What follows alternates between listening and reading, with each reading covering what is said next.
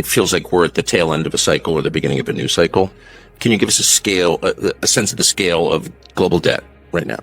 It's now unprecedented in all of history. And the way the debt cycle works is think of credit and our credit system as being like a circulatory system. That credit brings buying power, brings nutrients, but that credit creates debt. And that debt accumulates like plaque in the system that begins to have a problem because it starts to squeeze out spending. For example, the U.S. budget, about $1 trillion a year now goes to pay interest rates.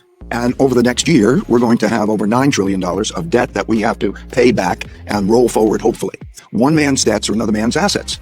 And if those assets do not provide an adequate return, or they feel that there is risk in those assets, yes, there's not enough demand for that debt, there is a problem. And that problem is that interest rates then start to rise, and those holders of the debt begin to realize there's a debt problem. And worse on the supply demand is that they have to sell the debt. Imagine if you thought your assets are not good, you're going to want to sell those assets.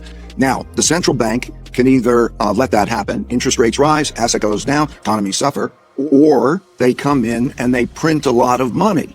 And at the end of the day, they print a lot of money. Where does it come from? Do you just print it? We print it digitally. And at the end of the day, they print a lot of money. We also print actual currency, and we distribute that through the Federal Reserve Bank. And at the end of the day, they print a lot of money. So, yeah, I guess I can't really talk. I don't get it. I don't know what they're talking about. Like, because it's like the government clearly prints money. It does it all the time, and it clearly borrows. Otherwise, we wouldn't be having this debt and deficit conversation. So I don't think there's anything confusing there.